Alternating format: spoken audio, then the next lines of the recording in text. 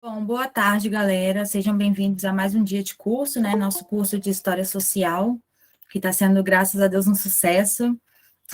Estou aqui com o Igor, já vou passar a palavra para o Igor, mas inicialmente eu queria dar alguns avisos importantes. Como sempre, né, a gente faz.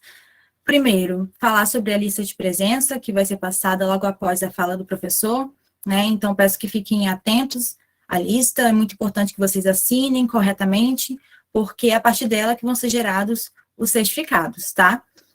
Outra questão é sobre as nossas redes sociais, né? Pedimos que vocês acompanhem nossas redes sociais sempre.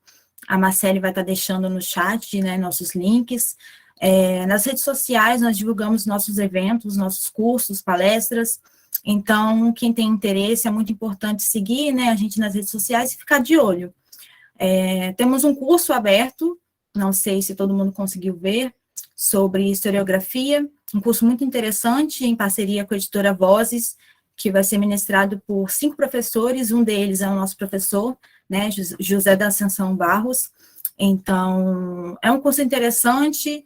No dia que a gente abriu, as vagas acabaram, mas a gente conseguiu aí fazer uma manobra e conseguir mais vagas, mas são vagas limitadas, tá? Então, quem tem interesse, corre lá para se inscrever, é muito importante. Outra questão é sobre a inscrição, né, para ser filiado ao nosso laboratório no CNPq. Quem tem interesse, a Marcele também vai deixar aí essas informações, manda para a gente nome completo, CPF e link do currículo Lattes, que o professor vai estar inscrevendo vocês para poder estar participando como membro do nosso grupo, tá? No mais é isso, no final, né, da palestra, do curso, eu vou falar novamente, passar esses avisos novamente para poder lembrar vocês, e no mais, tenha uma boa palestra, passo a palavra para o professor Igor, e agradeço a presença do professor. Obrigado. Obrigado, Bruno. Obrigado, Marcelo, pelo suporte que vocês têm me dado sempre aqui. Quero agradecer a vocês, todo mundo que tem participado, que tem caminhado com a gente ao longo desse curso, que é um curso de História Social, mas que a gente procura discutir todas as possibilidades de pesquisa. E hoje serei eu que irei apresentar, mesmo tendo idealizado esse curso em parceria com o professor e que tendo esse suporte tudo do núcleo do LAPET, das meninas, todo mundo que tem me ajudado, tem sido um prazer e eu tenho aprendido muito com ele. Espero poder compartilhar um pouco do que eu aprendi na minha jornada de graduação, do mestrado e agora no doutorado. Então, eu vou trazer para vocês hoje uma discussão em cima dos registros paroquiais e a dinamicidade social. Ou seja, a gente vai poder discutir um pouco do que se observa de história social dentro dos registros paroquiais. A gente não vai ter um olhar apenas demográfico. Então, quando a Marcele ou a Bruna puderem colocar os slides aí para a gente poder começar, eu agradeço. Vou colocar aqui, você só sinaliza se está tudo certo, tá? Porque eu não vou Tá, joia? conseguir ver ela. Eu vou pedindo para você passar, aí fica tudo certo.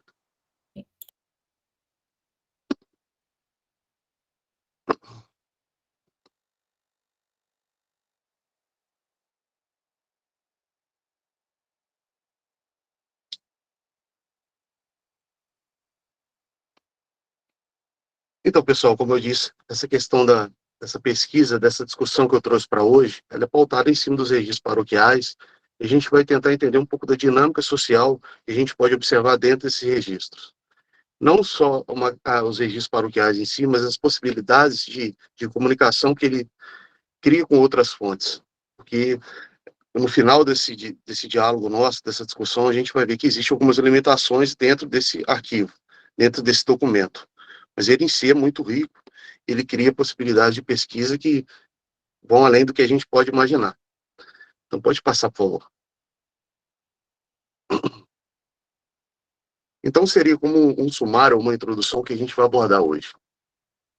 A princípio, quando a gente vai trabalhar com registros paroquiais, a gente toma conhecimento, não são todas as paróquias, né, porque, dado a péssima qualidade de conservação que a gente tem no nosso país, é muito difícil a gente poder achar os registros ainda em boa qualidade, justamente por serem século XVIII, século XIX.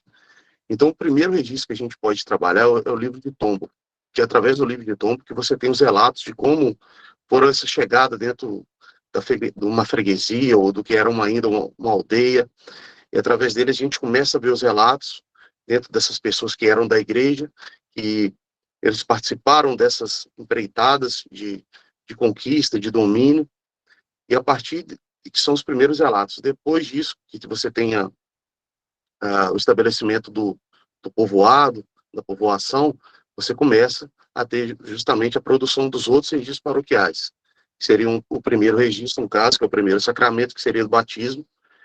Depois, se você for batizado, você vai ter direito e vai ser incentivado a adquirir o outro matrimônio, aliás, o outro sacramento, que seria o matrimônio, e o último seria os óbitos. Esses registros todos se encontram em posse da igreja, mas dificilmente você tem acesso, você precisa de uma autorização, seja de um bispo, ou se o padre entender um pouco da proposta de pesquisa que você tem, ele pode também liberar essa documentação.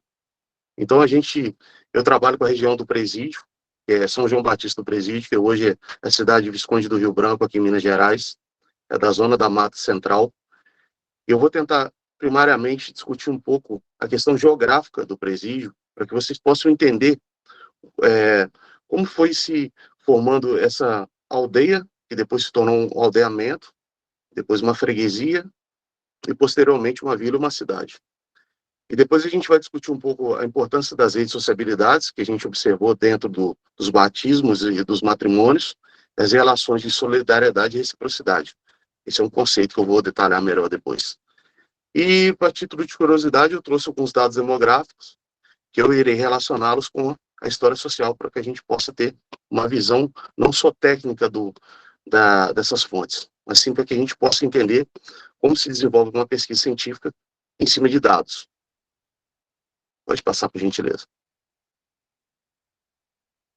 A princípio, a zona da Mata Mineira era uma região que você não era liberada de ser habitada, né? Justamente por ter a questão ainda do minério e da exploração dos diamantes aqui em Minas Gerais, essa região era o sertão proibido. Então você não tinha acesso às terras aqui, e justamente para poder evitar o contrabando. Quando teve essa queda da ligem do minério e a queda da exploração dos diamantes, essa região foi liberada para habitação. Então, teve concessões sesmarias, concessões de terras, para que pudesse ter um estímulo novo para a economia. Então, a gente vai observar que é o seguinte: para que houvesse essa expansão para os sertões, foi necessário que encontrasse uma nova atividade lucrativa. E justamente com essa nova atividade, não sendo apenas algo político-administrativo, a igreja estava junto nesse projeto. Então, era um projeto de expansão de fé cristã também. Porque sempre, antes que houvesse uma determinação até da coroa, do império, que fosse quem tivesse um responsável administrativamente e politicamente, existia essa questão da fé cristã junto, da igreja caminhando para que esse processo de colonização, ou de domínio, ou de estruturação de uma nova vila fosse possível. Então, a gente tem um desenvolvimento de uma política de imperialismo cultural. Eu falo isso porque quando você chega no presídio, que seria uma questão de um lugar onde tinham aldeias dos índios coroados, coropós e croatás, você tenta chegar lá para trazer um conceito de civilidade, porque quem não tivesse a fé cristã não era tido como civilizado. Então você chega já com esse conceito de trazer civilidade para esses selvagens, de trazer uma salvação. E você também tem um outro sistema, que é justamente o sistema de interesse nessas terras, que ele já é uma centralização política e administrativa, justamente pela uma posição geográfica favorável dessas áreas. E ali você começa a desenvolver uma atividade agropastoril. Pode passar, por favor.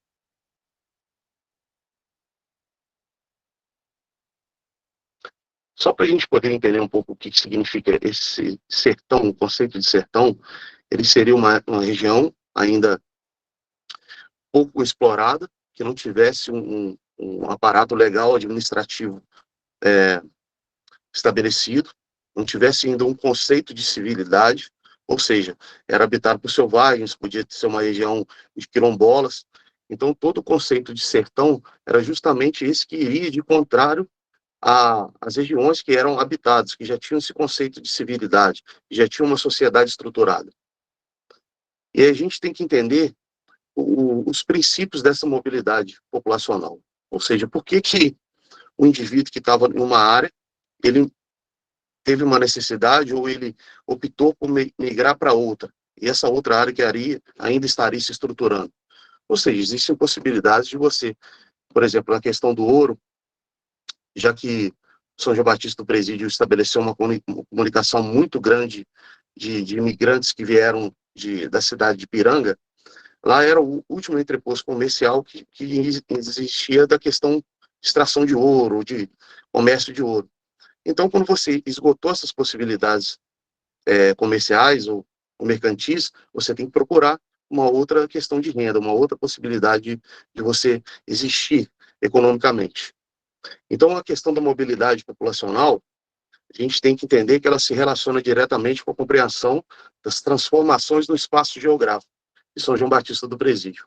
Ou seja, você sai de uma região que era de aldeia de índios, não tinha uma demarcação, a demarcação era justamente feita pela natureza, ou seja, eram marcações naturais, não tinham essas questões de regiões limítrofes, ou qualquer estabelecimento que fosse feito pelo homem, tivesse uma questão geográfica pré-definida, e a gente começa a entender que o presídio começa a chamar a atenção justamente de outras freguesias.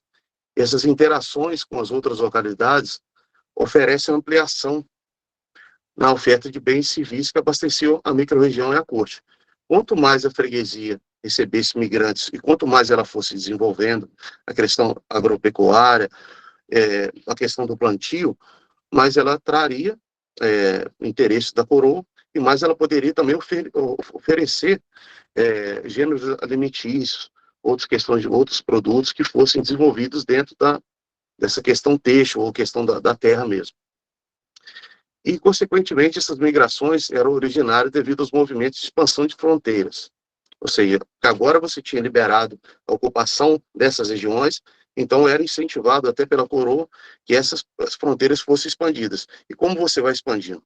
Você expande justamente quando você oferece terra para as famílias se estabelecem, elas começam a criar uma economia que não é apenas de subsistência, e elas começam a produzir e adquirir mão de obra, e mudando todo o estilo que seria de uma economia que era voltada só pela questão do minério em si, na província de Minas Gerais.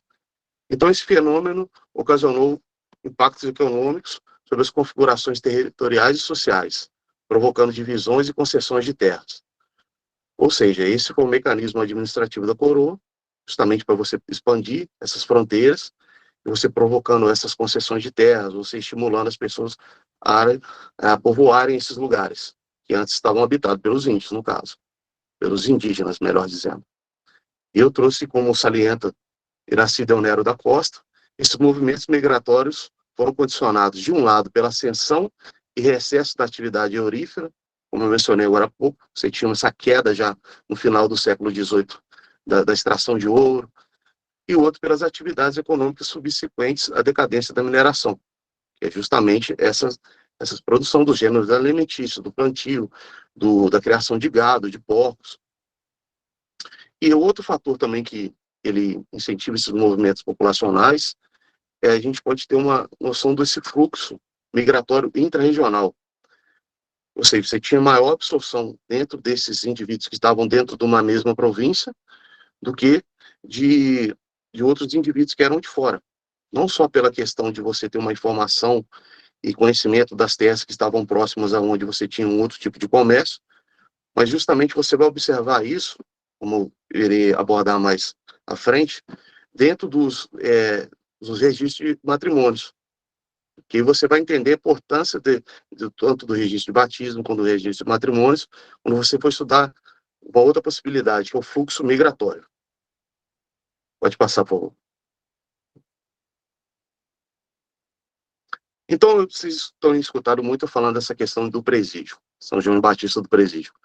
Existe uma importância, existiu em Minas Gerais uma importância para a fundação desses presídios.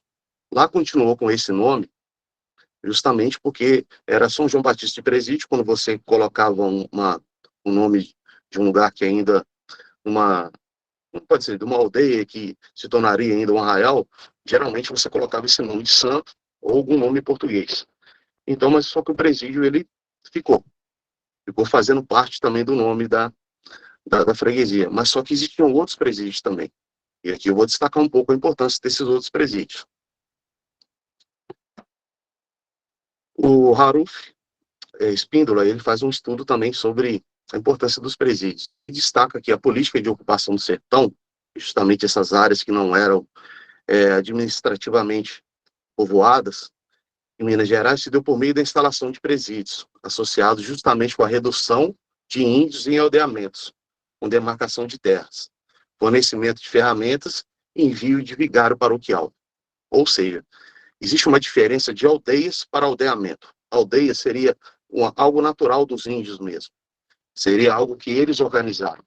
O aldeamento já é uma medida da coroa, do Estado, para que possam organizá-los dentro de uma estrutura administrativa e política que tivesse um controle provincial, ou que tivesse um controle do Estado. Então, a gente tem que destacar primeiro essa diferença. E o autor também destaca que o presídio era uma unidade militar composta por uma guarnição de soldados pedestres.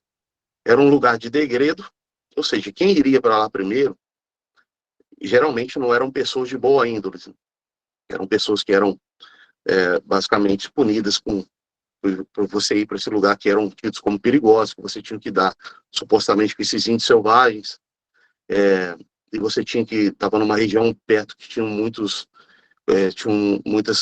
possibilidades de existir quilombolas. Então todo mundo que ia para essas terras a princípio tinha esse certo receio. A gente observa muito esses relatos quando os viajantes passam aqui por Minas Gerais, e que eu vou citá-los alguns no final da palestra. A gente sempre tem alguns relatos que tinham medo das populações, que os portugueses tinham medo desses índios, justamente por não entender como é que poderiam ser o seu comportamento, e tinha muito essa cultura da civilidade, de não serem selvagens, dos animais, do perigo que os animais poderiam representar também, do perigo que eram você adentrar essas matas fechadas. Então existiu todo ao princípio dessa ocupação dessas áreas, você tinha todo esse imaginário popular desse negócio perigoso, de uma situação, de uma região inóspita. Então o autor também destaca que era um lugar de degredo, por isso garantiam-se os elementos que poderiam ajudar na luta contra os grupos indígenas, ao mesmo tempo que a floresta, no meio dos índios, impediam as fugas. Ou seja, esses aldeamentos cercavam também os índios. Eles, diferente das aldeias que não tinham os limites, os aldeamentos tinham os limites, justamente para que esses índios não fugissem. E quando você criou o Diretório dos Índios, que você começou mais ou menos na metade do século XVIII, você estabelecer as diretrizes de como seriam o trato em relação aos índios, como seria o trato da organização desses aldeamentos, como seria você lidaria com as questões dos conflitos que teriam entre portugueses, entre brasileiros, com os índios. E outra coisa especial era você estaria dando um aparato legal para você criar nos índios uma mão de obra em trabalho forçado, mas de certa forma legalizada. Pode passar, por favor. Então a gente chega aqui onde é o foco da minha pesquisa, que é justamente a freguesia do presídio. E como eu tinha abordado agora há pouco, ela situava-se em uma região que antes era denominada proibida, para a colonização, sendo considerada inóspita. A gente vai observar depois um relato do livro de Tombo, com mata fechada e repleta de perigos. Situação que a gente pode evidenciar nos relatos do viajante, Auguste de Saint-Hilaire. Ele passou aqui pela essa região do presídio também, pela região do Rio Pomba. E durante muito tempo o governo havia proibido toda a comunicação entre as capitanias de Minas Gerais. Vocês podem observar a diferença na grafia que tem em Minas Gerais e no proibido, é porque eu copiei ipsis literis, justamente como estava no relato dos viajantes, querendo assim tornar mais difícil o contrabando do ouro, igual eu mencionei agora há pouco. E eu procurei agora associar, só para a gente ter um pouco de noção, aonde estava esse presídio, aonde estava essa freguesia. Ela compreendia uma distância de 165 quilômetros de Ouro Preto, que era a capital da província de Minas Gerais na época, 102 quilômetros de Piranga, que era o último entreposto comercial do minério, onde no século XVIII se viu como uma localidade que limitava a ocupação legal de terras na província, ou seja, você só poderia ocupar até Piranga. Depois disso, você não poderia ocupar. Pode passar, por favor. Aqui eu trouxe um mapa, justamente para a gente poder entender melhor, contextualizar a região. Eu formulei esse mapa, essas freguesias que estão em destaque, são justamente as freguesias que atraíram mais nubentes, mais contraentes, ou seja, mais noivos e noivas que foram adquirir esse consórcio matrimonial no presídio. Então deveria existir um porquê, não é? Essas freguesias já tinham sido estabelecidas antes.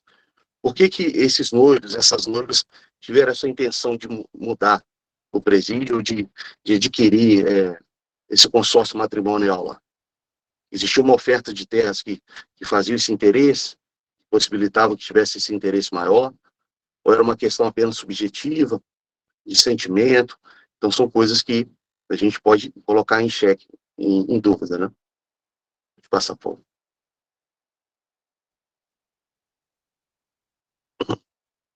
A gente começa a ver, então, os relatos do livro de Tom, porque esse primeiro livro que você tem que chegar, se você tiver possibilidade, não são todas as paróquias que tem, de você ter acesso, de você tentar entender o que você está estudando.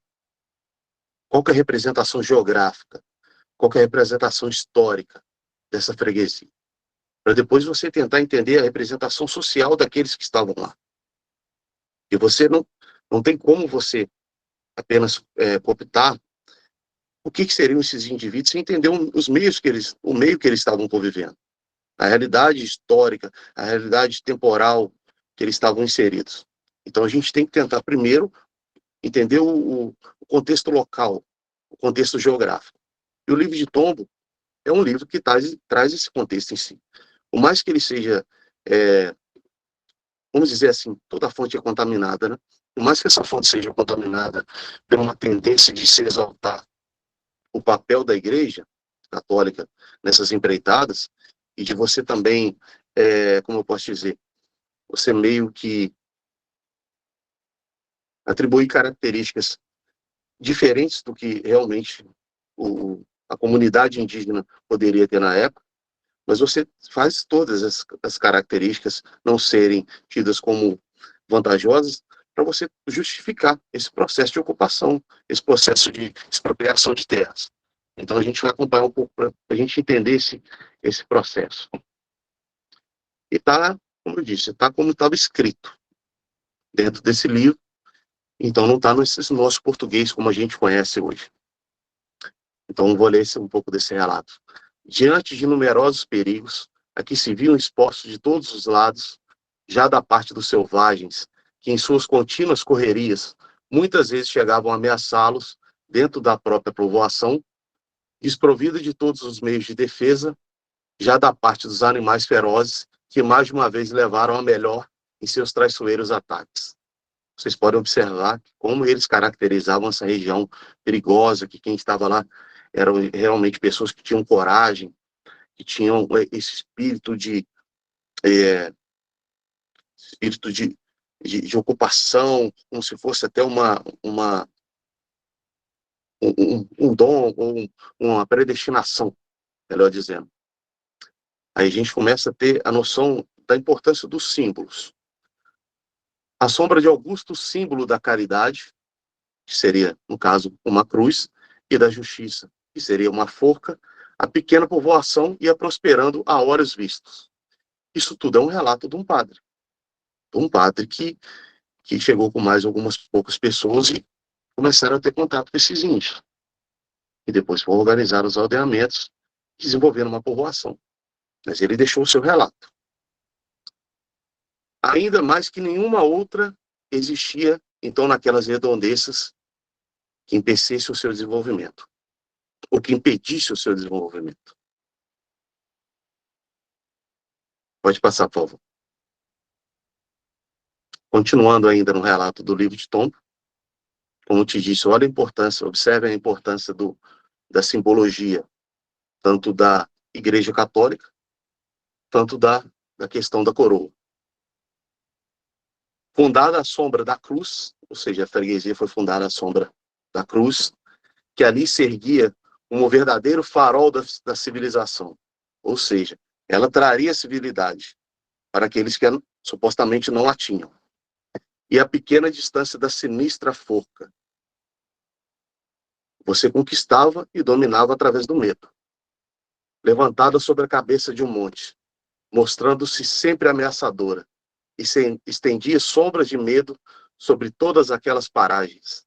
A pequena aldeia ia dia a dia tomando novos alentos, com a chegada de novos forasteiros, que vinham de vários pontos para ali se estabelecer. A gente vai entendendo a importância do livro de Tombo, vai entendendo a importância desse contexto social da época, de como a religião trabalhava junto com os processos políticos e administrativos. Pode passar, por favor. Então a gente já chega e pode ter uma noção melhor agora do que são os arquivos paroquiais, né? A princípio, o livro de Tombo, e a gente tem vários autores que trabalham com isso. A gente tem o Carlos Bacelar, a gente tem a Ana Silva Volpe-Scott, o Dari Scott, a Vitória Schittin. Então, são várias pessoas que usam esses arquivos, e quem também tiver interessado, eu acho uma pesquisa interessantíssima, que você pode ter material para você desenvolver mestrado, doutorado, são fontes riquíssimas. Então, dentro desse contexto dos estudos de arquivos paroquiais, esses autores, Ana Silva Scott e o Dari Scott, defendem a ideia de que os arquivos paroquiais são indicadores de caráter social, servindo para reconstituir famílias biológicas e traçando os comportamentos da família do passado, nos fazendo entender de forma mais aprofundada os segmentos da população. Você pode, através dele, quando você fizer um estudo serial, que você se estende ao longo do tempo, você pode observar um estudo de família ali. Você pode ver aonde o primeiro indivíduo dessa família que nasceu na freguesia. Depois você pode ver as gerações das famílias se desenvolvendo, com quem eles casaram, certo? Como foi a questão dos óbitos. Você pode fazer uma questão de demográfica, quando você vai comparando o número de óbitos de um ano com o número de nascimento. Então, os arquivos paroquiais, eles te envolvem dentro de um campo que fornece tanta informação para a pesquisa, que você tem que saber centrar por onde você vai desenvolver o seu raciocínio e o seu objetivo de questionamento. Pode passar, por favor. Aí a gente já começa já no primeiro sacramento, né? Para que esse primeiro sacramento pudesse existir, para que ele fosse legitimado, existia normas para que o possibilitasse, normas clericais, legais, desenvolvidas pela igreja, para que você tivesse todo um panorama de preenchimento dessas atas, de como elas deveriam ser feitas. Você tinha no máximo de 14 dias para você poder batizar uma criança, um inocente no caso, e você teria um pouco de flexibilização nesse processo de batismo se você morasse mais afastado, né, dessa matriz. Você teria, eu acho que para cada légua de distância você teria mais um dia. Mas só que quanto mais você tivesse também, quanto mais essa matriz, quanto mais essa freguesia fosse afastada do bispado, mais essas normas eram flexibilizadas. Ou seja, o pároco, que era o reverendo, o padre responsável, ele não seguiria tanto isso à risca. Porque quando você vai fazendo esse estudo de registro por registro, e você vai os catalogando dentro de uma tabela no Excel, você vai vendo que a maioria não era batizada dentro do tempo determinado. Então a gente tem que entender primeiro o que significava o batismo, não é? Porque você tem um batismo para um índio que já é adulto, você tem um batismo para um africano que veio e foi escravizado, você tem um batismo para os escravizados que já nasceram aqui no Brasil. Então, para cada elemento étnico, ele tem uma importância.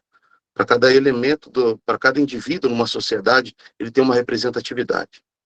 Mas, em geral, o batismo era uma das modalidades sacramentais que introduzia os indivíduos em uma sociedade controlada pelos moldes morais católicos de conduta. E através dessa administração clerical, podia-se determinar o crescimento populacional dos aldeamentos indígenas. Ou seja, ele servia justamente, a princípio, para você poder trazer o indivíduo para a civilidade, mas ele também serviu como uma questão de dados demográficos, para você também ter uma contagem de quantos indivíduos tinham naquele local, quantos indivíduos que eram escravizados foram batizados, quantos índios foram batizados também, ou seja, quantos que estavam entrando nesse processo de uma sociedade civil dentro dessa moralidade cristã. E os assentos do primeiro sacramento, que seria o batismo, nos trouxeram o entendimento de que, diante das águas do batismo, os índios, os pretos, os crioulos, pardos e brancos eram convocados ao grêmio da igreja para que ali houvesse inclusão nos moldes da sociedade civil, justamente como eu falei. Só um ponto aqui para a gente poder destacar, quando a gente fala pretos e crioulos, só para a gente poder entender, o preto é aquele africano que foi trazido para o Brasil e foi batizado. O crioulo já é o filho do africano, do preto, que já nasceu no Brasil. Pode passar, por favor. E quando você entra no molde da história social, você vai estudar os batismos justamente para você entender os compadrios. Ou seja, por que uma certa família ela escolheu um indivíduo que tinha um notório destaque social? Por que foi estabelecido essa? Seria interessante, seria vantajoso para ambas as partes? Então é isso que a gente vai tentar. Quando a gente estuda o compadrio, você estuda justamente na história social essas relações de solidariedade e reciprocidade. E você busca, então, identificar alguns perfis de causa e efeito nessas condutas. Justamente como eu falei. Por que está escolhendo aquele indivíduo? Por que alguns indivíduos são mais escolhidos que os outros? Por que alguns indivíduos são escolhidos mais por um certo extrato étnico, racial, do que outros indivíduos? Aí você vai tendo as justificativas, quando você vai aprofundando a pesquisa, você vai entendendo melhor o porquê dessas escolhas. E as redes sociabilidades, são essas redes estabelecidas entre padrinho, entre afilhado, entre a família do padrinho e a família do afilhado. Você cria ali alianças estratégicas, em maioria das vezes. Tem outras que não, formadas no compadrio.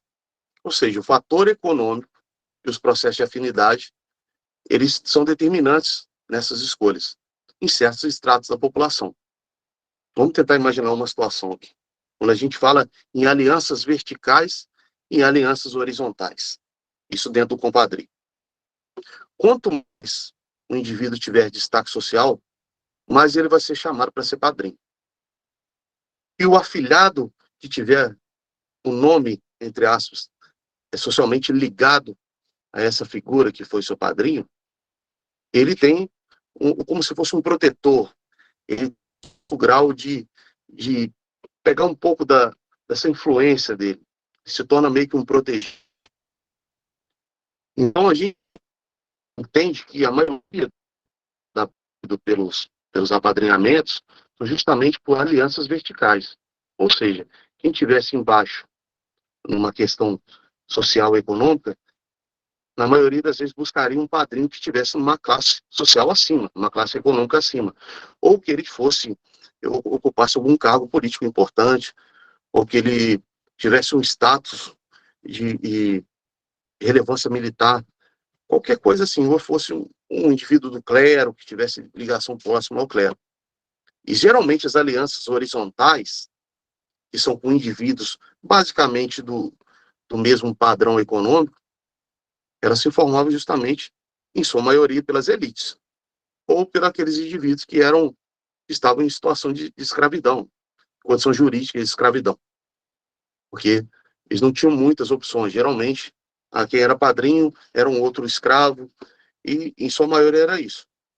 Quando você tinha um padrinho de escravo, e que ele tinha uma relevância social, esse escravizado também tinha ele gozava um pouco dessa relevância social também. Uma coisa que poderia futuramente, quem sabe, ele ter uma possibilidade de adquirir sua alforria. Pode passar, por favor. Então, como eu estava discutindo essas redes sociabilidades e reciprocidades, elas puderam ser evitadas justamente na figura dos padrinhos e das madrinhas.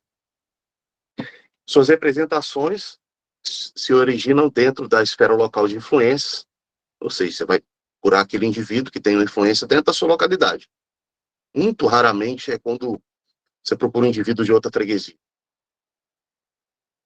E, ou seja, eles vão te agregar respeito à sua figura, atraindo uma demanda proporcional de afiliados seriam, sei, quem tivesse mais respeito, tivesse mais estado social, iriam atrair mais afiliados.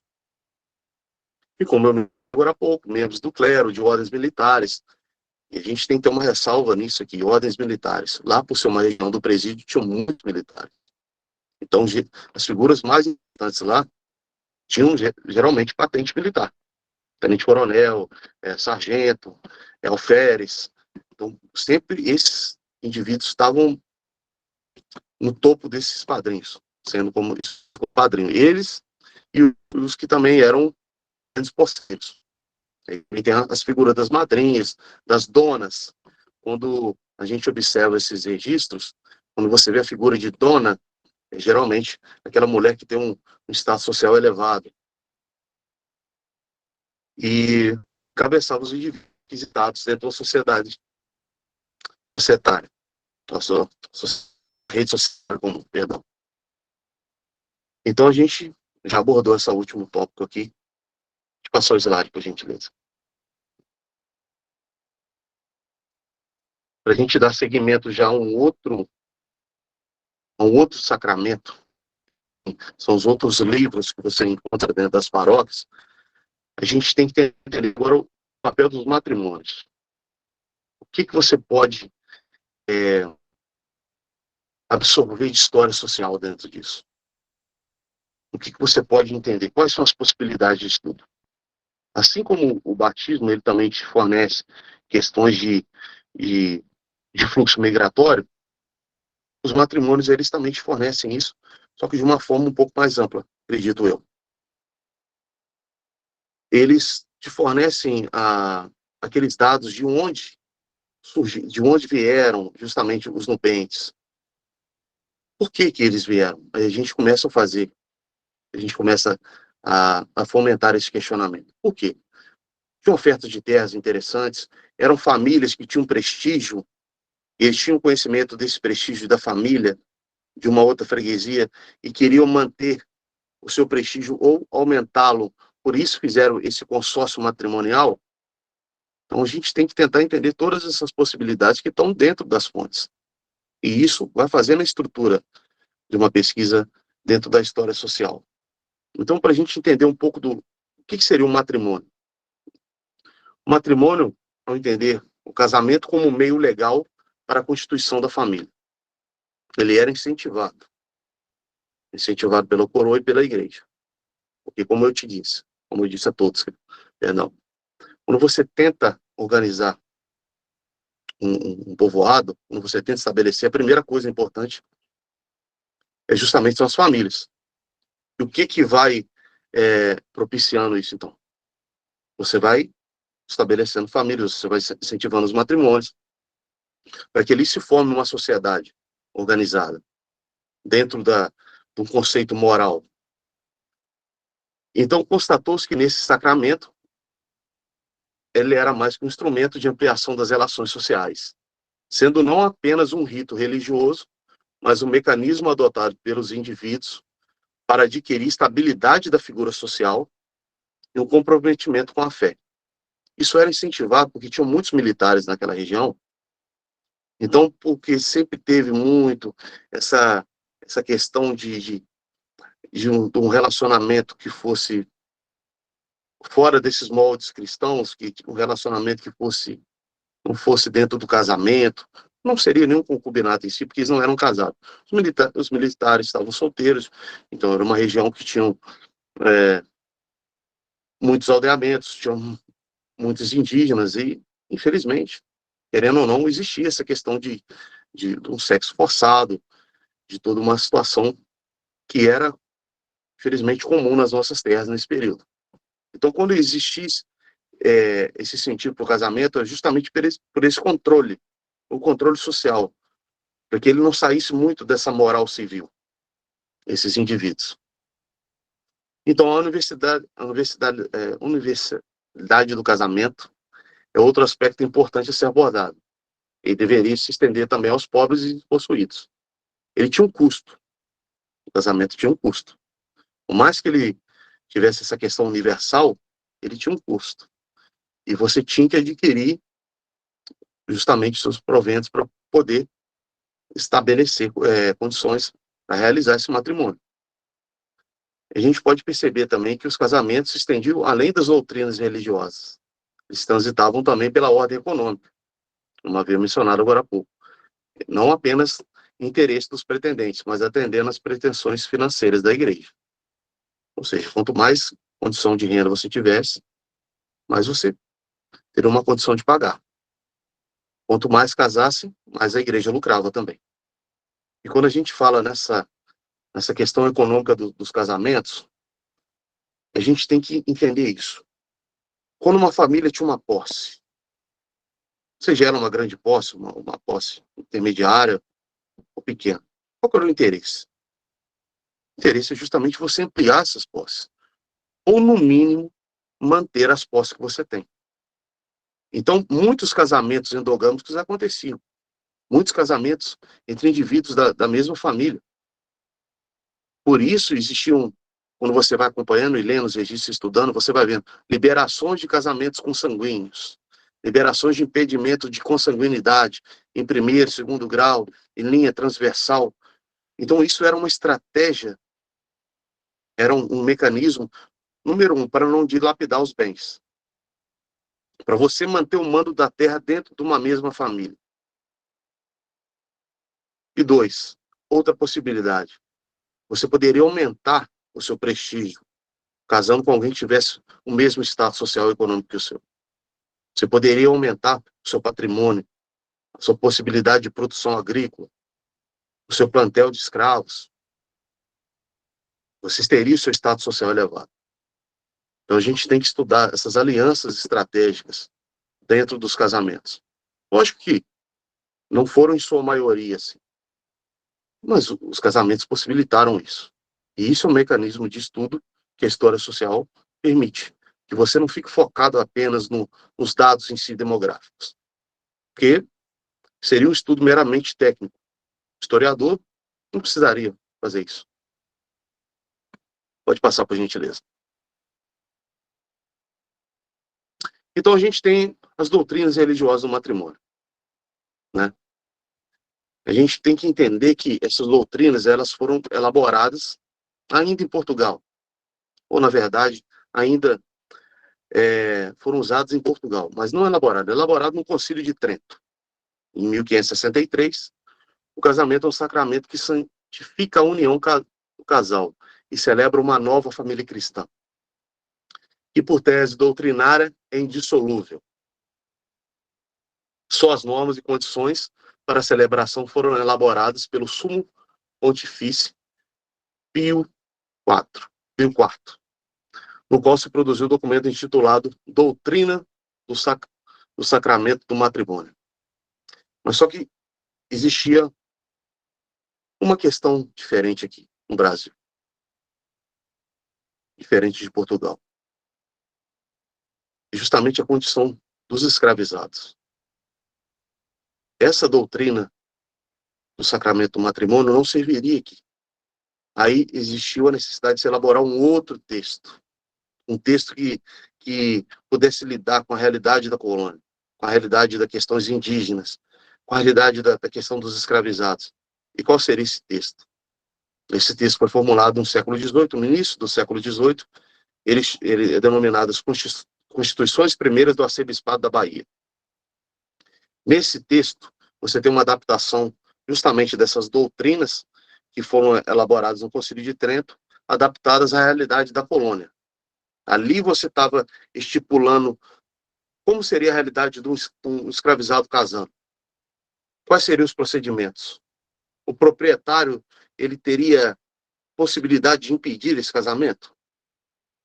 Ou ele seria obrigado pela igreja a possibilitar que essas famílias escravizadas fossem criadas? E essas famílias de escravizados, elas seriam uma forma de controle para que não houvesse fuga? Seria um questionamento que a gente pode tentar entender, né? Então, pode passar, por favor.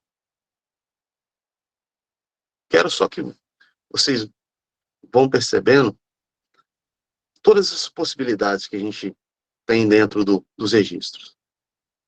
E aqui eu trouxe para poder elucidar, não o registro paroquial digitalizado, fotografado digitalizado, mas ele já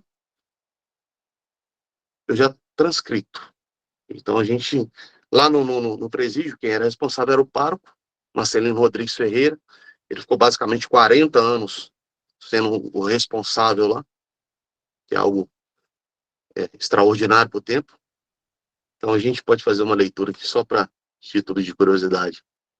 Aos 11 de fevereiro de 1839, como eram elaborados os títulos, o texto de um registro paroquial de matrimônio. Aos 11 de fevereiro de 1839, feitas as diligências necessárias, sem impedimento, ou seja, sem indivíduos da mesma família, de mesma consanguinidade, nessa matriz de São João Batista do Presídio, administrei o sacramento do matrimônio aos contraentes, e assim eram denominados os noivos e as noivas, José Ribeiro dos Santos, filho legítimo de Manuel dos Santos e Diana Silva Ribeira. Aí já tinha, olha a riqueza de informação, as riquezas de informações. Lavrador, você só encontra essa informação também se você for analisar a lista nominativa. Dentro do matrimônio você está encontrando a profissão do indivíduo. Lavrador, de idade 24 anos, que é algo importantíssimo, essa questão da idade ser informada. E não tinha questão de vírgulas, você não tinha nada. Aí a gente já está passando já para a contraente, para a futura esposa dele. Sabina Maria da Silva, filha de Venância Maria da Silva. Não foi formado o pai. De idade 13 anos. A idade era naquele tempo, era uma idade, vamos dizer, um pouco comum para se casar. Eles eram moradores nesta freguesia, e ele nascido na freguesia de Guarapiranga, e a contraente, sua futura esposa, nascida na freguesia do Pomba. Olha como é que a gente pode trabalhar a questão do fluxo migratório nisso. Olha como é que a gente pode trabalhar uma questão de história comparada, que você pega a idade de se casar aqui no Brasil e você pode comparar com outras regiões, com outros países, no caso que eu vou abordar um pouco mais à frente. Olha como é que esses registros são ricos. Pode passar, por favor. E aqui eu trago, só a título de curiosidade também, as leis mineiras, que essas leis provinciais, elas vieram justamente para consubstanciar, para dar legitimidade o que já tinha sido feito já no século XVIII. Agora elas estavam determinando qual era o prazo para o batismo, qual eram as funções do pároco, tudo já tinha sido discutido nas constituições primeiras, né? Mas as leis mineiras estavam trazendo para isso dentro de uma ordem administrativa política, o que já era discutido dentro da ordem de uma doutrina católica. Vou passar por gentileza. Então agora a gente, chegando na parte final, a gente vai entender um pouco dos dados demográficos. Você monta os dados demográficos primeiro, dentro dos registros paroquiais, para depois você chegar na questão da história social. Então, o processo todo é esse. Você vai, fotografa as fontes, digitaliza as fontes, cataloga as fontes, coloca dentro de um programa, do Excel, do Access, que você entender, achar melhor. A partir disso, você começa a elaborar os dados demográficos. Depois dos dados demográficos, que você vai fazer nessa pesquisa quantitativa, você vai chegar na sua pesquisa qualitativa. Que aí você chega na sua história social, na história das famílias, na história comparada, história econômica. Você pode relacionar com outras fontes, inventário pós-mortem, registro de terras. Então, toda essa matriz que vem dos arquivos paroquiais, ele te possibilita esse diálogo com outras fontes, que são extremamente necessários para você fazer essas ligações nominativas, como são denominadas, né? E a gente vai entender um pouco desses dados demográficos, coisa superficial. Podemos perceber as potencialidades que os estudos demográficos nos possibilitam, mesmo apresentando restrições a aspectos globais de informação. O que você tinha de questão de informação demográfica no Brasil era muito impreciso. Você pode relatar que a fonte diz isso, mas não significa que a estrutura demográfica daquela sociedade era justamente aquela. Você chegou o mais próximo possível, mas não era aquela em si. Era uma falha, era uma desordem, não tinha uma organização política e administrativa para isso. As questões censitárias foram feitas bem depois da segunda metade do século XIX, quando você teve um recenseamento geral das províncias e do Brasil. Isso foi feito bem a posteriori. E, de acordo com Iraci Deonero da Costa, os fatos demográficos trazem impresso em si, além das resultantes de sua própria especificidade enquanto fenômeno biológico, os sucessos vivenciados pela comunidade humana da qual são expressão. Essa é uma frase perfeita.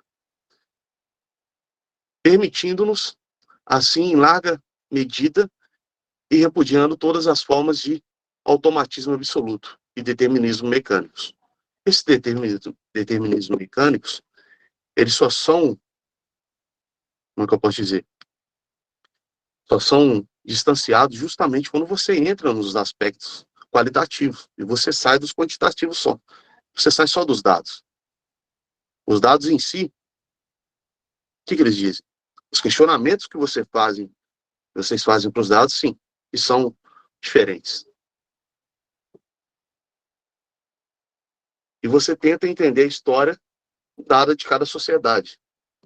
Você tenta trazer um pouco dos fenômenos comportamentais, dos fenômenos sociais dessa sociedade através da interpretação dos dados. Pode passar, Paulo. E aqui, já que a gente está mencionando tanto a questão dos registros, que eu mostrei agora no de matrimônio, poderia ter trazido também o de batismo, só queria estender demais, né? A gente já está saindo já um pouco do nosso horário. Eu trouxe alguns dados demográficos para a gente ver de forma mais ligeira, e dentro do 340 matrimônios analisados, é só para a gente poder exemplificar. 340 registros de matrimônios analisados, apenas 60 apresentavam as idades do contraente, mesmo que isso fosse instituído por lei nas constituições primeiro do arcebispado da Bahia, que você tinha que colocar a idade, que você tinha que colocar de onde o indivíduo era, qual a profissão do indivíduo, se ele a tivesse, se ele era legítimo, se ele era filho natural, como isso tinha que ter também nos registros de batismo. Não tinha, não eram todos que tinham. Há uma diferença na apresentação de informações no que se refere à idade dos nubentes. Para justificar essa afirmação, nota-se que os registros que apresentavam a idade de mulheres aparecem apenas em 47 assentos. Assentos seria um sinônimo de registro, mostrando uma diferença de 13 registros em que é notificada a idade para os homens. Ele tinha um pouco mais de atenção para quando você especificava as informações do homem do que da mulher. E a outra parte interessante que eu tinha falado, todas são interessantes, mas destacando aqui agora, ao fazer a média dos registros de matrimônios em posse, foi observado que a idade feminina para casar não era tão tardia como em Portugal. Isso foi um estudo que eu desenvolvi dentro da minha dissertação. Eu peguei os estudos do Tarcísio Botelho, que ele fez com os estudos dele em Portugal. Ou seja, ao comparar esses números, o que a gente pode chegar na conclusão? Os números referentes às nubentes apresentavam uma média de idade de 21 anos para contraírem o matrimônio. a média das mulheres é de 21 anos. No que tange aos homens, a média de idade ficou na casa do 26, apresentando uma pequena diferença entre os dados que abrangem Minas Gerais e Portugal no século XIX. Por que Portugal? E por que Minas Gerais? Porque é tido em outros estudos que a região norte de Portugal era que foi forte na colonização, na ocupação aqui da zona da mata de Minas Gerais. Então, foi interessante fazer esse estudo. Pode passar o slide, por favor. E aqui já está um gráfico que também foi elaborado na dissertação, só para a gente entender como a gente pode, dentro de uma pesquisa, misturar, mesclar a questão demográfica, a questão quantitativa com a questão qualitativa. Aqui estão já um gráfico dos portos já de escravos residentes em São João Batista do Presídio. Esses dados eu retirei, se eu não me engano, foram dos matrimônios, e a gente vai vendo, olha, por que eu coloquei portos? Eu não coloquei nacionalidade. Não, porque você não pode determinar. Você não sabe determinar se o escravo é de Angola, se o escravizado veio de Angola, se ele veio de Benguela, se ele veio de Rebolo. Não, você sabe determinar que a proveniência dele do porto que ele saiu foi de lá. Você nasceu lá, não tem como você determinar isso. A não ser que seja feito um estudo com uma análise de DNA e por aí. Acho que já não compete tanto a nossa área, né? Pode passar, por gentileza. Aqui eu estou fazendo a leitura do gráfico, né? Impuseram um total de 24 escravos, escravizados africanos que foram trazidos para o Brasil, 16 homens e 8 mulheres. Números que poderiam corroborar a ideia de que os escravos do sexo masculino eram mais requisitados e participaram mais do esquema mercantil do tráfico negreiro para a região. Ou seja, parece que a região atraiu mais escravizados do sexo masculino. Pode passar, por favor? Esse é o número de casamentos de acordo com a idade, eu já falei agora há pouco. Foram só para ilustrar que eu trouxe esses gráficos. E aqui seguem as informações, são algumas informações, o desenho, a leitura do gráfico, né? Que a gente pode entender, que é uma possibilidade também dentro da pesquisa. E, para a gente poder concluir, eu trago agora as breves considerações. Ou seja, os assentos paroquiais, eles trazem elementos históricos complexos. Isso é um fato. Mas que sem a combinação com outros documentos, sem essas famosas ligações nominativas, eles se tornam incompletos. Ou seja, eles começam como matriz de pesquisa, eles te fornecem inúmeras informações, mas eles necessitam também comunicar com outras fontes, para que você possa ter respostas mais complexas, os seus questionamentos possam ser consubstanciados de uma forma melhor. Então, portanto, eles são insuficientes para contar mais precisamente as histórias dos indivíduos e suas famílias. Você precisa de mais detalhes, você precisa de mais dados.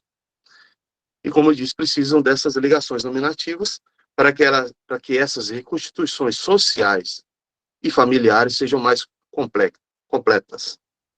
Eu digo isso por quê? Para concluir. Eu enfrentei uma dificuldade quando eu estava estudando a questão de madrinhas. Existiam duas Terezas Maria e Jesus. Uma Teresa Maria e Jesus era uma senhora de 70 anos, e ela era dona de terras, uma figura influente, tinham vários escravos, e a outra também era, que era a mulher do capitão Gonçalo Gomes Barreto, que ele era diretor, se eu não me engano, dos Índios Coroados. Então, como identificar se elas tinham o mesmo nome? Quem estava padrinhando quem? Quem estava, aliás, participando dessa questão do compadre? A gente começa a ter que fazer um desenho usando um outro registro de óbito. Quando que faleceu a dona Teresa Maria de Jesus, que já era mais velha? A partir daí seria outra, a Teresa. mais nova, a mulher do Gonçalo Gomes Barreto. Mas tinha outro porém também. Você só poderia participar do compadrio quando você tivesse a idade X, por exemplo, uma mulher de 16 anos.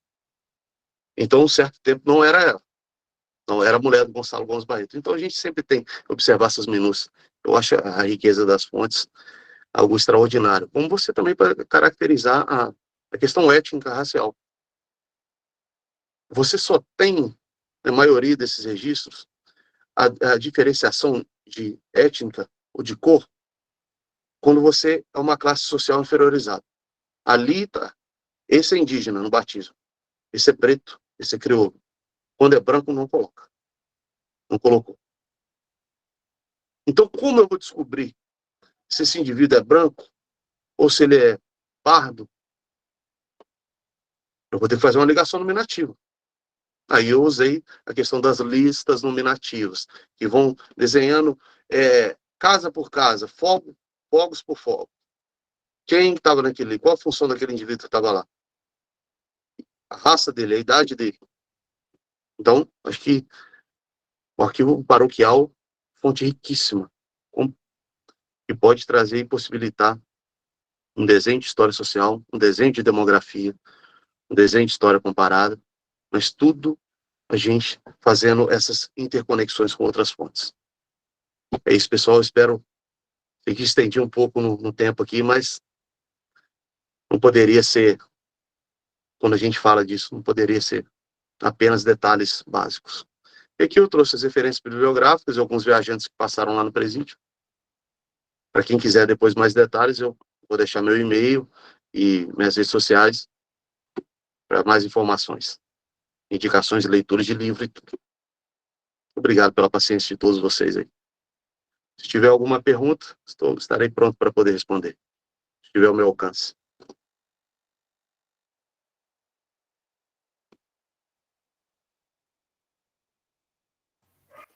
Igor, parabéns pela palestra. Obrigado. Amém. Muito rica. Acho que tem muitas informações importantes, não só para quem está nessa área de pesquisa, né?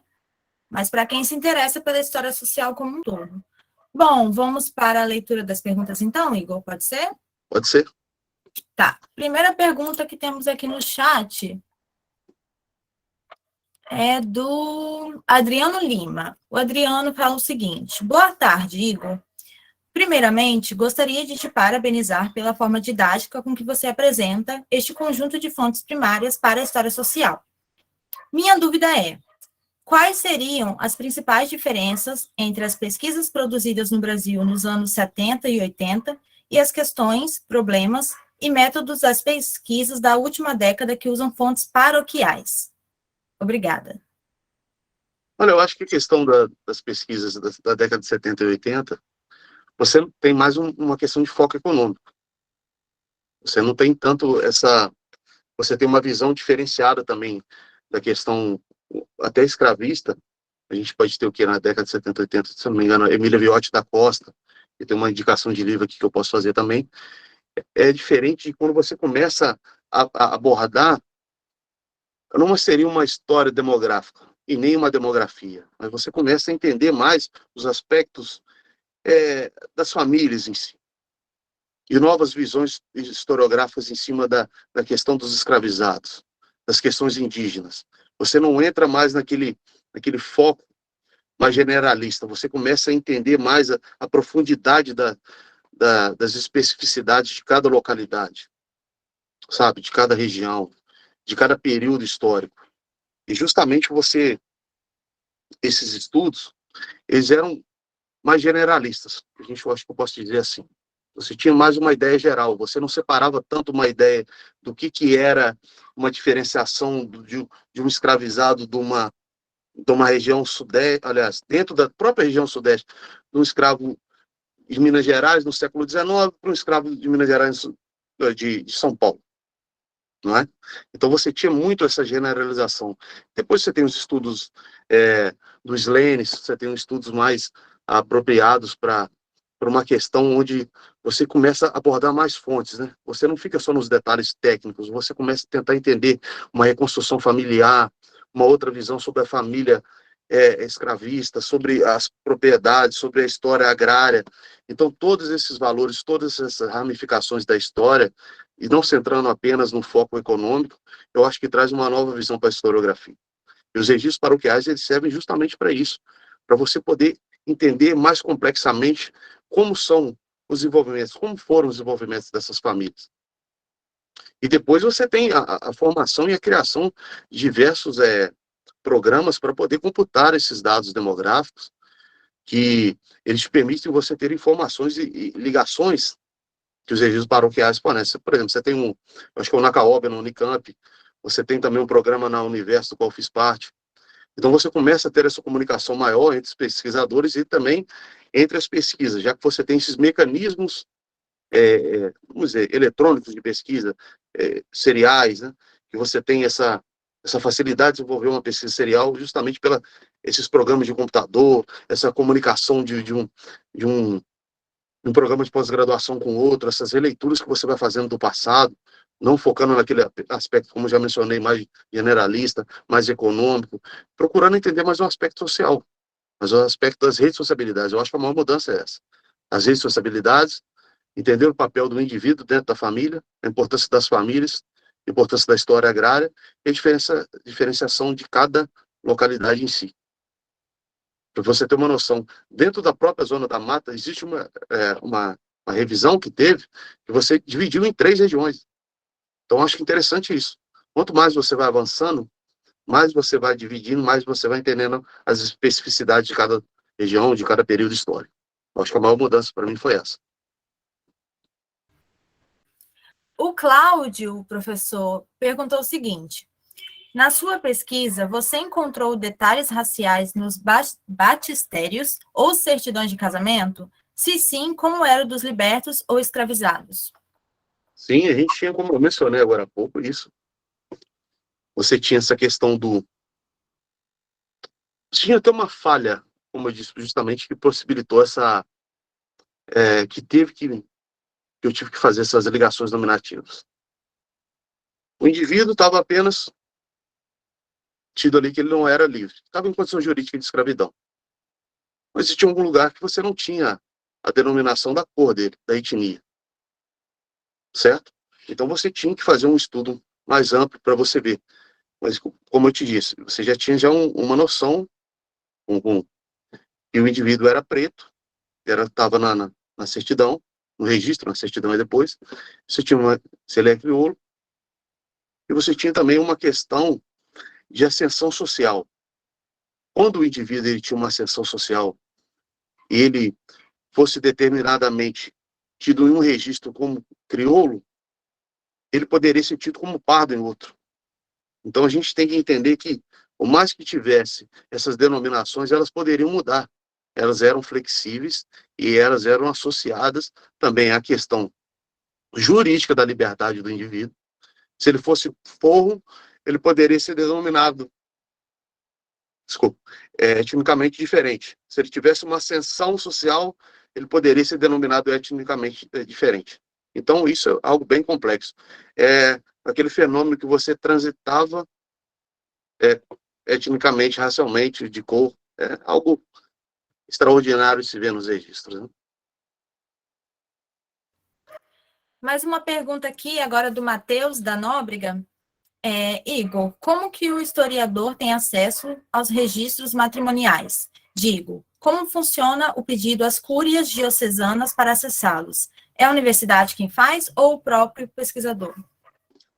Olha, existe um sistema bem complexo. Ele dá uma variada de acordo com a sua região. Se você tiver, eu acho que o macete é isso, se você tiver como eu posso dizer, um contato, um conhecimento com um padre da sua região, aí, que ele seja responsável pela matriz que estão esses registros, a gente tem que ir na cara de pau, a gente, historiador, tem que dar as caras mesmo e pronto. Chega lá e fala, padre, eu tô com essa pesquisa aqui, acho como bacana você pegar uma carta de recomendação na faculdade, falar, padre, tô querendo desenvolver essa pesquisa, para a gente poder entender melhor como funcionava a sociedade em outros tempos. Não é nada de questão de revisitar o papel da igreja. Acho que tem que deixar isso um pouco claro para quem não acha que está fazendo uma pesquisa para denegrir ou para prejudicar. Denegrir não, desculpa pelo termo. para que seja uma pesquisa pejorativa. Eu segui um caminho. Eu estava fazendo uma pesquisa em relação a Leopoldina, a cidade de Leopoldina. Essas fontes paroquiais, pelo menos de batismo, foram levantadas pelos mormons, da igreja mormon, e elas estão no site. Eu vou tentar relembrar qual site que é. Mas parece que lá só estão os livros de escravos. Eles fizeram esse levantamento em várias igrejas. Então dá para você fazer a pesquisa pelo esse site, pelos esses arquivos dos mormons. Mas se você quiser fazer uma pesquisa diferente, você pode chegar na sua cidade. Pega uma carta de recomendação, você chegar jamais com uma propriedade e fala para o padre, olha, estou querendo levantar essa possibilidade de pesquisa. E quando eu tentei em Leopoldina, o bispo não autorizou. Eu tive que partir para outra cidade, para o Visconde do Rio Branco. Lá fui conversando com o padre, peguei uma referência, uma carta de referência de um padre da minha cidade. Aí sim, ele foi, não, tudo bem, eu vou te liberar. Eles liberaram para que fosse fotografado. Você não pode levar esses livros para casa, não pode ser algum. Então foram 8 horas por dia, vários dias por semana fazendo isso. Mas tenta desse jeito que eu acho que vai dar certo. Pega essa carta de recomendação, troca uma ideia com o padre e dá jeito. Tudo é estratégia, né, Igor? Tudo é estratégia. Bom, a próxima pergunta é do Adriano Lima. Ele perguntou, Igor, você poderia comentar um pouco sobre a variedade de fontes primárias e as limitações do portal Family Search para pesquisadores da história social? Esse portal é bem complicado, né? Eu tinha começado a fazer a pesquisa em relação a ele mesmo. Eu acho que a maior dificuldade que a gente encontra nas fontes primárias é justamente isso, você ter acesso a essas fontes primárias. Porque mais que seja uma documentação pública, você, no caso da igreja, você tem que pedir autorização para poder lidar com esse material. Tem igrejas que não deixam nem você fotografar. Imagina quanto tempo que você vai demorar copiando página por página, de 40 anos de livros, de 40 anos de registros. Aí tem registro de terras, tem livro de tombo, tem livro de óbito, tem livro de matrimônios. E como é que faz? E não só isso, né? É questão de fontes primárias também, que estão pode ser em fontes cartoriais, e dificilmente você tem um acesso. É muito complicado. É uma burocracia enorme que não deveria ser feita. Isso prejudica todo mundo que quer produzir. Esses documentos são deixados ao léu, não tem um tratamento merecido, não tem uma conservação merecida.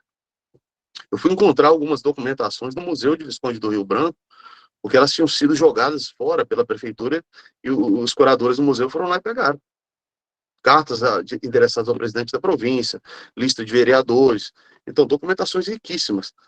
A dificuldade toda nossa é essa, é ter acesso às fontes, no caso das fontes paroquiais, liberação para acesso às fontes, no caso das fontes cartoriais, liberação dos membros do cartório para acesso a essas fontes. O Family Search, infelizmente, eu acho um pouco limitado. A gente pega só dados gerais, não tem nada específico para você poder fazer uma ligação social mais consubstanciada do que os registros paroquiais em si. Eu acho a mais completa.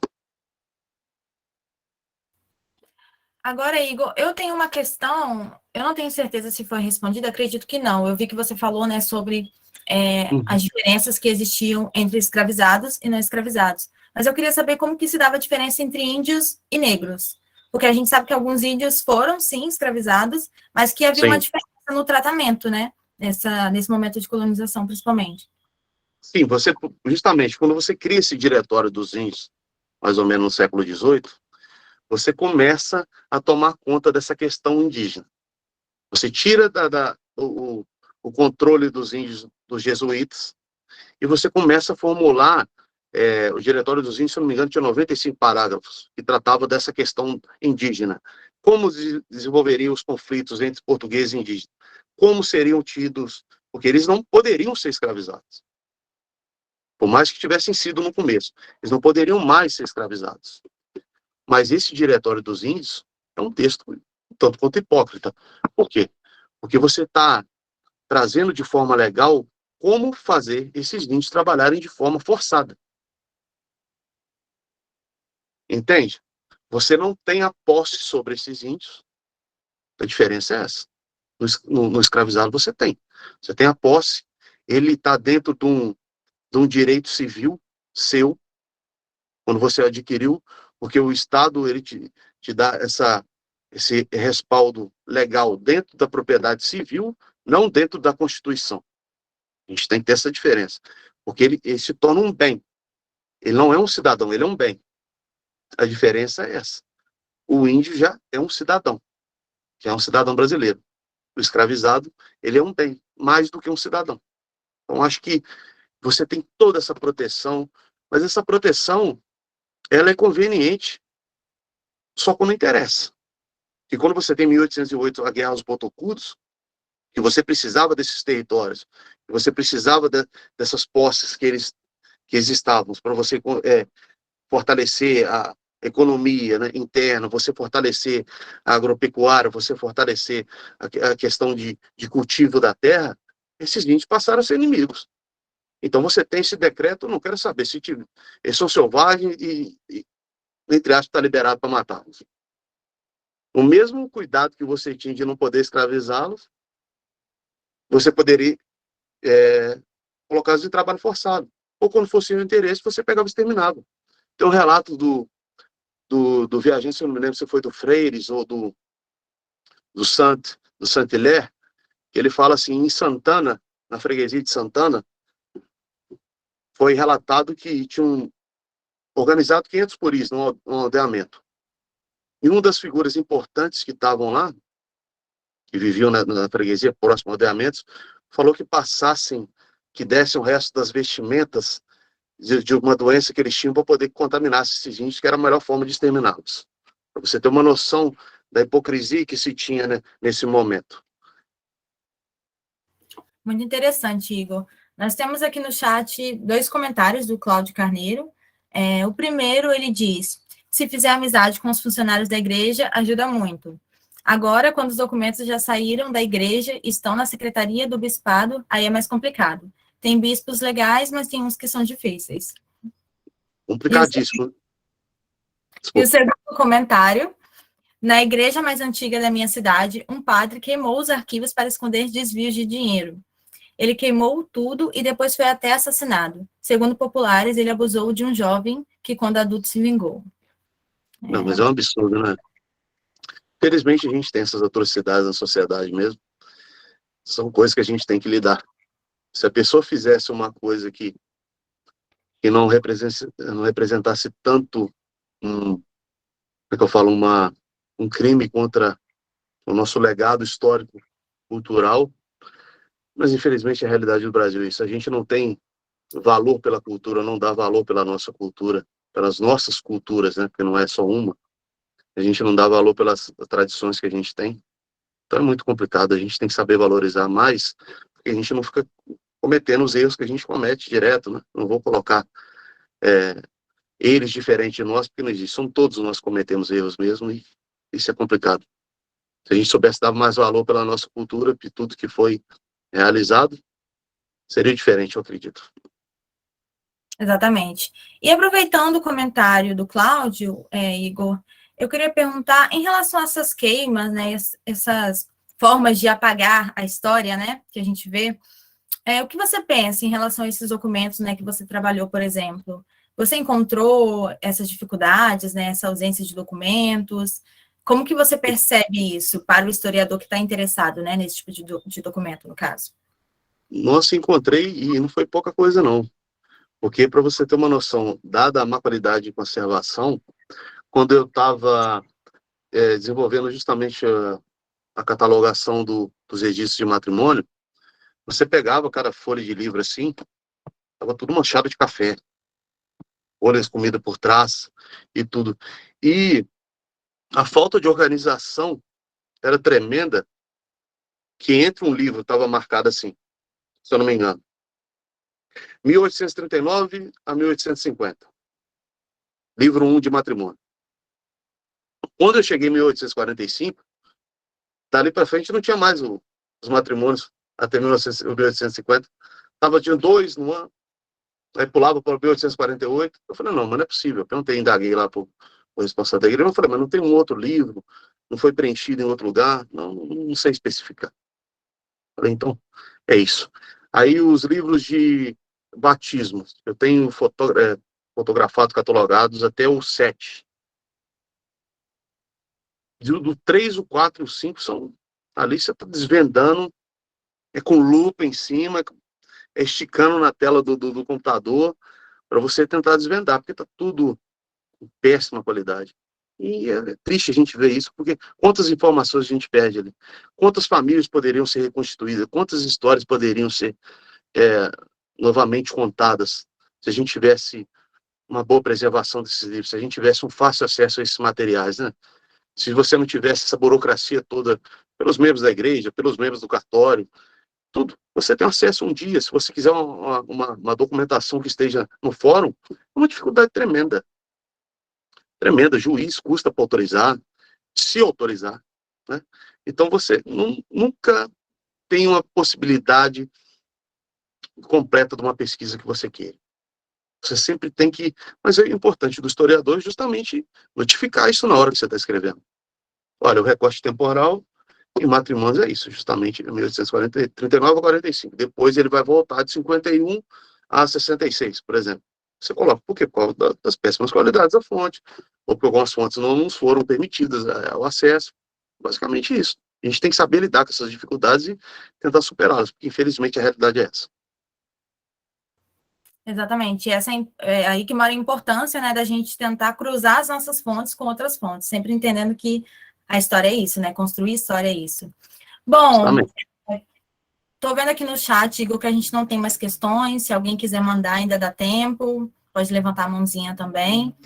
Enquanto isso, Igor, eu vou falar, né, os recados finais, se alguém se identificar, a gente lê a pergunta. Bom, só lembrando a importância da lista de presença, a Marcele já mandou, né, aqui no chat, peço que vocês assinem, por favor, com muita atenção em relação aos dados, né, porque por meio dessa lista a gente vai gerar o certificado de vocês.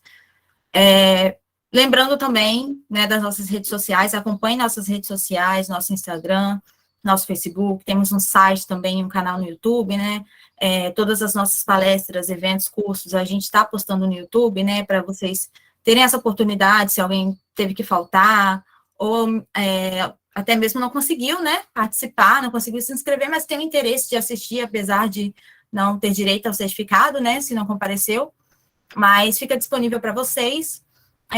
Lembrando também da filiação ao grupo, quem quiser, né, ser um filiado, só mandar os dados para a gente, pode mandar aqui pelo chat, pode mandar pelo e-mail, nome completo, CPF, link do currículo Lattes, que a gente vai estar cadastrando vocês. Lembrando do curso também, nosso novo curso de historiografia, inscrições abertas, poucas vagas, pedimos que vocês corram para se inscrever, se tiverem interesse, tá bem legal o curso, tá bem organizado, acho que vocês vão gostar. E no mais é isso, agradeço a presença de todos, agradeço a presença do professor Igor, palestra maravilhosa como sempre, e nos vemos no próximo encontro, certo?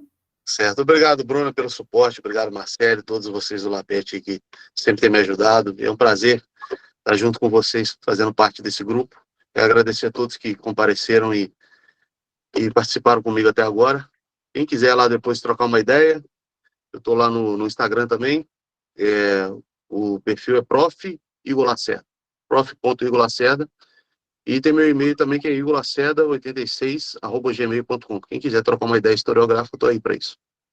Obrigado por todo mundo. Em relação aos slides, né, quem tiver interesse, manda um e-mail para a gente, que a gente fala comigo, para poder mandar os slides para vocês também. Indicação de leitura. Exatamente. No mais, é isso, gente. Tenham uma boa tarde. Muito obrigada novamente pela presença de todos.